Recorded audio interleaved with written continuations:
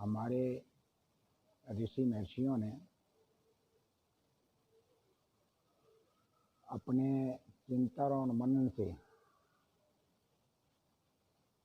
हमें ये बताया है कि संसार में सारी समस्याओं का समाधान ईश्वर की भक्ति है। भक्ति में ही वो शक्ति है, व्यक्ति अपने जीवन के सारे संकटों से पार हो सकता है। इसलिए उपनिषदकार ने भी लिखा है कि जैसे आकाश को चमड़े में की भांति लपेटना असंभव है, उसी प्रकार से संसार में परमात्मा की भक्ति के बिना सुख का प्राप्त हो जाना असंभव है। अब प्रश्न ये उठता है कि संसार में इतने दुख आ रहे हैं, जैसे आजकल कोरोना हो रहा है, संसार परेशान है, लाखों की संख्या में आदमी मर रहे हैं, गरीब परेशान है। तो संसार में तो भक्ति बहुत होती रही। भक्ति के नाम पर संसार में सर्वत्र प्रचार प्रसार बहुत रहा। मंदिर, मस्जिद, गुरुद्वारे सब भक्ति के नाम पर खुले रहे। पर ऐसा कैसे हुआ कि इतना सब कुछ भक्ति के नाम पर होता रहा और ये दुखों का पहाड़ टूट गया? जब भक्ति में इतनी शक्ति है तो फिर ये सारे दुखों को क्यों नहीं दूर कर देते हैं?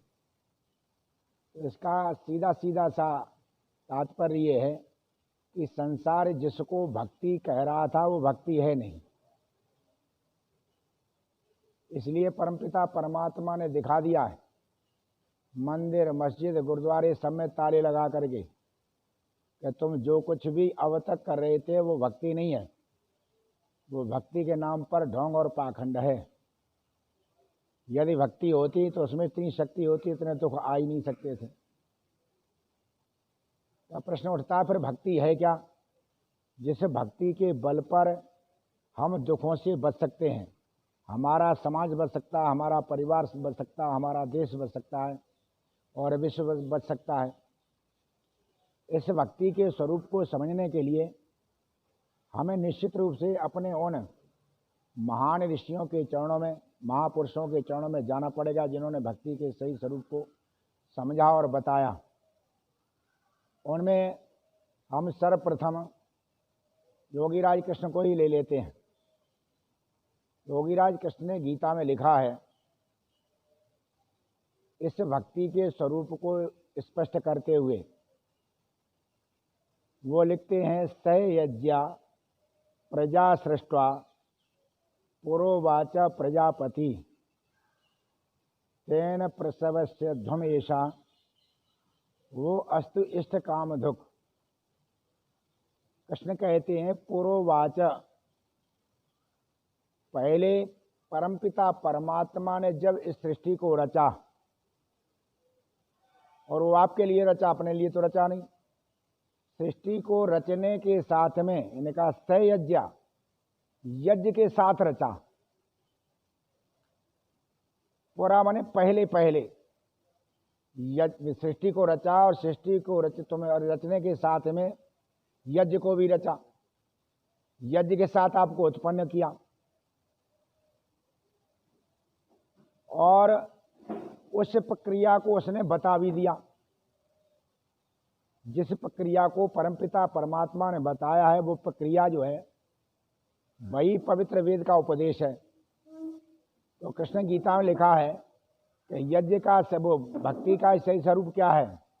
भक्ति का सही स्वरूप यज्ञ है। अब आप यज्ञ के सही स्वरूप को समझने के लिए केवल ये मत समझ लें कि हवन में हमने 4 आहुतियां दे दी तो वो यज्ञ है। यहाँ पर भगवान कृष्ण ने जो यज्ञ का रूप बताया है वो दूसरा है। वो रूप है जो पवित्र वेदों में कहा गया है। पवित्र वेदों में भी परमपिता परमात्मा ने मनुष्य को आदेश दिया है, आयुर्यज्ञेन कल्पताम, अपनी पूरी आयु को यज्ञ में लगा दे, सारी आयु यज्ञ के अनुसार कर ले। अब यहाँ यज्ञ के रहस्य को समझना पड़ेगा। यज्ञ केवल हवन को नहीं कहते हैं, यज्ञ उसको कहते हैं जो परमपिता परमात्मा ने सृष्टि बनाने के साथ में ही इस सृष्टि को चलाने के लिए नियम बना दिए। ये सरकार बनी ना, तो सरकार तब तक नहीं बन चल सकती है जब तक कि सरकार के नियम ना हो और उन नियमों में जनता ना चले। जितनी भी जनता नियमों में चलेगी उतना ही देश में सुख शांति आवेगी। जितनी जनता नियमों को तोड़ेगी उतनी देश में अशांति आवेगी। तो परमपिता परमात्मा के वो सारे नियम, जिन नियमों से सारी सृष्टि का ठीक ठीक संचालन होगा और प्रजा जो परमात्मा की है वो सुख शांति से रह सकती है, उस संविधान का नाम ही यज्ञ है। उस संविधान को समझो, उस संविधान के अनुसार अपने को चलाओ।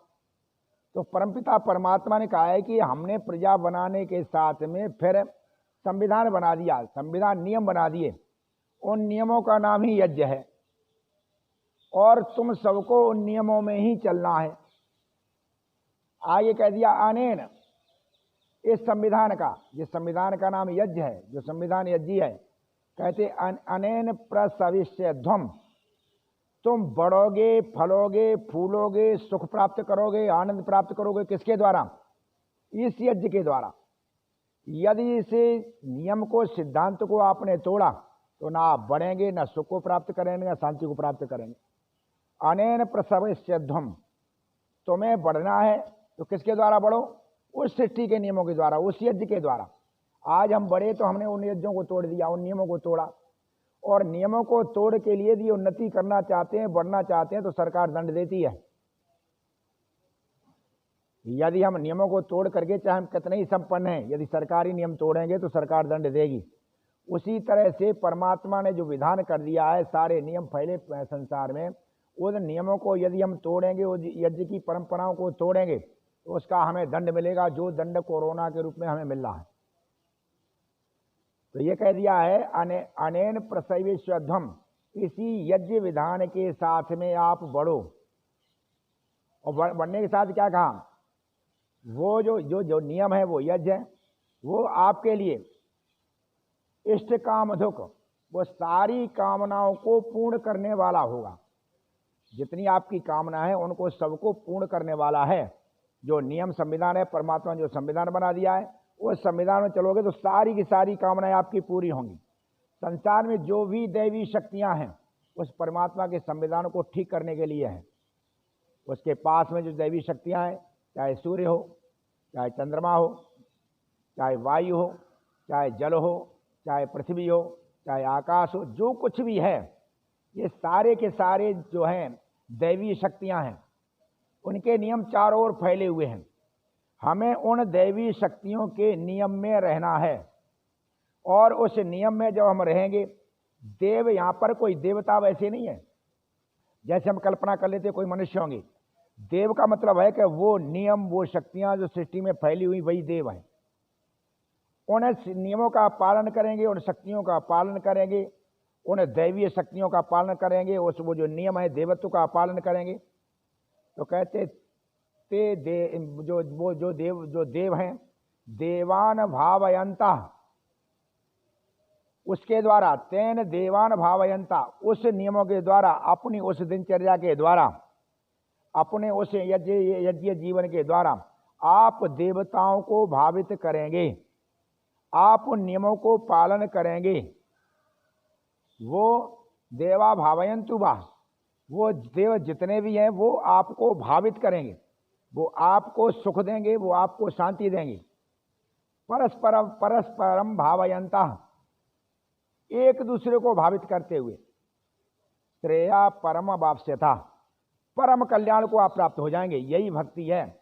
राष्ट्र की भक्ति क्या है? राष्ट्र के नियमों और कानूनों का पालन करना। जो लोग राष्ट्र और नियमों के पालन नहीं करते हैं, वो चाहे कितने भी शक्तिशाली हो, वो एक न एक दिन जाकर के दंडित हो जाते हैं। उसी तरह से हमारे सामूहिक नियम जो परमपिता परमात्मा ने बना रखे हैं सृष्टि में, उन नियमों का हम पालन करें। उन नियमों को हमने तोड़ा। वर्तमान में जो कोरोना आदि आया है, ये क्या है? उन्हीं नियमों को तोड़ा है। और उन नियमों के तोड़ने के कारण क्या है? अब देवता हमसे रुष्ट हो गए, दैवी शक्तियां रुष्ट हुई। जब दैवी शक्तियां रुष्ट होने का मतलब क्या है? नियम लगा रखे हैं, पुलिस लगा रखी है नियमों के पालन करने के लिए। यदि आप नियम को तोड़ेंगे तो पुलिस आपका चालान करेगी, पुलिस आप पे लठ बजावेगी, पुलिस आपको जेल में ठोकेगी, तब आप कहेंगे ये तो गड़बड़ हो रहा। वही दैवी शक्तियां कर रही। अब ऐसी दैवी शक्तियों में बचेगा कौन? जो सरकार के नियमों को पालन करता है वही सरकारी दंड से बचता है। अब सब कहते हैं जो शाकाहारी ज्यादा हैं, जो प्रकृति के ज्यादा अनुसार चले, उन्हें कोरोना नहीं होगा। जो उन नियमों का पालन करेंगे उन्हें कोरोना नहीं होगा। परमात्मा ने नियम बना रखे किसको क्या चीज खानी है। आप उन्हीं चीजों खाइए, नियम तोड़ते क्यों हैं? हमने जब ये नियम तोड़ दिए, चीन से कोरोना फैला है और सारे विश्व में फैला। जहां से कोरोना फैला है वहां पर वो लोग क्या नहीं खाते हैं? सांप खाएं, बिच्छू खाएं, चमगादड़ खा लें, मेढक खा लें। ऐसी कौन सी चीज है कि जो उन लोगों ने खाई नहीं है? ऐसी कौन सी चीजें जो परमात्मा के नियमों को ध्वंस नहीं किया है, जो परमात्मा के नियमों को तोड़ा नहीं है? और जिन लोगों ने परमात्मा को नियम तोड़ा है वही इसके चक्कर में आ रहे, वही ज्यादा मर रहे। ये कह रहे ज्यादातर मांसाहारी चक्कर में आ रहे, निश्चित रूप से आएंगे। और ये भी है कि जो शाकाहारी हैं लेकिन फिर भी नियम तोड़ते हैं, या नियम तोड़ते हैं वो भी नियम के चक्कर में आ जाएंगे। इसमें वही बचेगा जो यज्ञ के आसपास है, जिसने अपने को यज्ञ का केंद्र बना लिया है। यज्ञो विश्वस्य नाभि, नाभि का जो केंद्र है आसपास, जिस केंद्र के पास जो रहता है, सारे संसार को चलाने की नाभि आधार क्या है? यज्ञ है। और जो यज्ञ के आसपास रहेगा अर्थात ईश्वरीय नियमों का पालन करेगा और ईश्वरीय नियमों के पालन करने के अनुसार अपने जीवन को व्यतीत करेगा, निश्चित रूप से वो इन बीमारियों से बच जाएगा। और जो इनका पालन नहीं करेगा वो कदापि नहीं बच सकता। इसलिए सवेरे से लेकर के शाम तक हमें क्या खाना चाहिए, हमें कैसे उठना चाहिए, हमें कैसे बैठना चाहिए, हमें कैसे नियमों का पालन करना चाहिए, इन सारी चीज़ों को यदि हम सही पालन करेंगे तो मैं दावा करता हूँ उसका कोरोना कुछ नहीं बिगाड़ेगा। लेकिन इन नियमों का पालन नहीं करेंगे आप कहेंगे नहीं हम तो मांस तो नहीं खाते, लेकिन आपका उठना बैठना खाना पीना सब व्यर्थ है, सब उल्टा सीधा है, जो प्रकृति से एकदम दूर पड़ा जा करके, तो निश्चित रूप से आप भी उससे नहीं बचेंगे। जो लोग ऐसे हैं जो कठोरता से नियमों का पालन कर रहे हैं, जो कठोरता से उस सिद्धांत को मान रहे हैं, जो कठोरता से यज्ञ भावना से भावित हैं, जो कठोरता से इन देवताओं के द्वारा भावित होकर के, तो इनकी रक्षा वो देवता ही कर लेते। जो देव शक्तियां हैं वही इनकी रक्षा में खड़ी हो जाती आकर के। तो हम सब अपने जीवन को बढ़िया बनाना चाहते हैं, सुरक्षित रहना चाहते हैं, तो उसका एकमात्र उपाय क्या है कि ईश्वर की भक्ति। भक्ति का मतलब क्या है कि ईश्वर के जो नियम सृष्टि में लागू हैं, जैसे राष्ट्र की भक्ति क्या है कि राष्ट्र के जो नियम लागू हैं उनको पालन करना, उसी तरह ईश्वर के जो नियम सृष्टि में लागू हैं उन नियमों का यथावत पालन करना, उन नियमों का हरगिज न तोड़ना, यह ईश्वर की भक्ति है। और इसी को कहते हैं, इसी में सारी शक्ति है। आप बचेंगे, आप कहें हम घंटा घड़ियाल बचा के बच जाएंगे, आप कहें हम माला जपते हुए बच जाएंगे, आप माला जपते हुए बचेंगे, कोरोना नहीं छोड़ेगा आप नमाज पढ़ते रहिए, कोरोना नहीं छोड़ता। आप कथाएं करते रहिए, कोरोना नहीं छोड़ता। और यही कारण है कि जो कभी दावा करते थे सारे रोगों को दूर करने का, जो कभी बीज मंत्र देते थे, जो कभी अनेक प्रकार के और इलाज करते थे मंत्रों के द्वारा, आज उनकी पता नहीं है कहाँ पर वो मूल्य हैं, कहाँ पर वो मौलवी में, कहाँ पर वो पंडित हैं, कहाँ छिपे जाकर कहाँ वो साधु और संत हैं जो गंडे और ताबीज दे करके, बीज मंत्रों को दे करके इलाज करते थे। आज किसी की नहीं चल रही। ध्यान रखो, संसार में एकमात्र शक्ति है वो केवल परमात्मा की है। और ये परमात्मा ने दिखा दिया करके, सब पर ताले लगवा दिए कि बैठो एक तरफ। जो नियमों का यथावत पालन करेगा वही बचेगा, चाहे वो कहीं पर भी रहा, चाहे वो भारत का हो, चाहे वो इंग्लैंड का हो, चाहे अमेरिका का हो। जो नियम का पालन करता है वो बचता है, जो नियम को तोड़ेगा वो अलग हो जाएगा। इसलिए हमें इस नियम को, जैसे हमने कहा परमात्मा का जो संविधान है वो क्या है, संविधान का क्या नाम है, उन नियमों का सामूहिक रूप से नाम क्या है, वो है यज्ञ। यज्ञ वो नियम, यज्ञ केवल हवन का नाम नहीं, यज्ञ उन नियमों का नाम है जो परमात्मा ने संसार में फैला रखे हैं और जिनकी रक्षा के लिए दैवीय शक्तियां 24 घंटे खड़ी हैं। वो आपकी रक्षा के लिए भी खड़ी हैं। संसार में निश्चित रूप से आदमी घपला कर सकता है, पर ईश्वर की सृष्टि में कोई भी घपला नहीं कर सकता। आप जहां गड़बड़ करेंगे आप नियमों के चक्कर में आ जाएंगे। इसलिए अपने जीवन को बढ़िया श्रेष्ठ बनाना है, सुखमय बनाना है, ईश्वर की भक्ति अपनाओ। ईश्वर की भक्ति का नियम क्या, ईश्वर की भक्ति क्या है? ईश्वर की भक्ति ये है कि जो ईश्वर के नियम है उन्हें कठोरता से पालन करो। राष्ट्र की भक्ति क्या है? अब बचने की भक्ति यही है ईश्वर की। क्या भक्ति है भाई?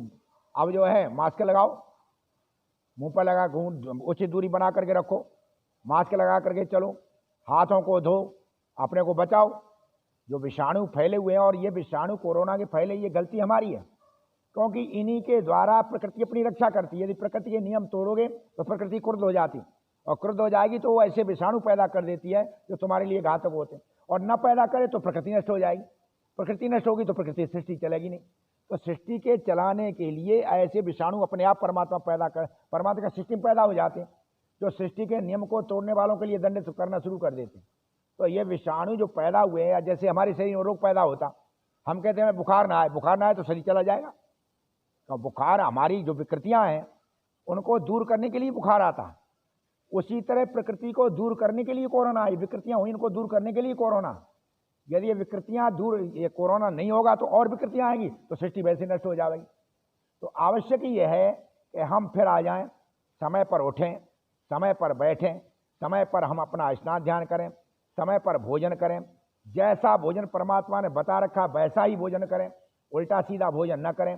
अब परमात्मा ने जबरदस्ती डंडा के जोर पर सबको सिखा दी दिनचर्या। जो रात भर जगते थे, अब दिन भर बैठे रहते। अब रात में जगना नहीं रहा। जिनके पास फुर्सत नहीं थी उन्हें परमात्मा ने फुर्सत कर दी कि जीवन का तरीका ये है, जीने का ढंग ये है, या तो राजी आ जाओ, नहीं डंडा के जोर से कर देंगे। अब जिन्हें टाइम नहीं था वो घरों में बैठे, अब वो प्राणायाम कर रहे हैं, अब वो योग कर रहे हैं। निश्चित रूप से परमात्मा आपका हितैषी है, वो माता है, वो पिता है, वो कभी भी आपका हित नहीं चाहता। परमात्मा सबका हितैषी, सबका हित चाहता है। लेकिन पिता की भक्ति क्या है? पिता की भक्ति है पिता के नियमों के अनुसार चलो। उसी तरह परमात्मा की भक्ति क्या? परमात्मा के नियमों के अनुसार चलो। परमात्मा आपको बहुत चाहता है, सृष्टि आपके लिए।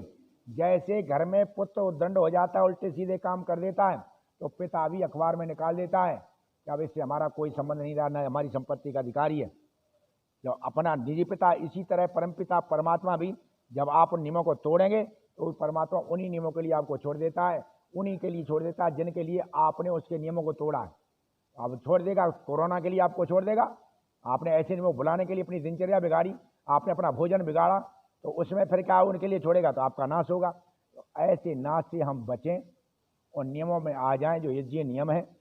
अब वो यज्ञीय नियम क्या है, कैसे हैं, इस पर चर्चा फिर करेंगे। धन्यवाद।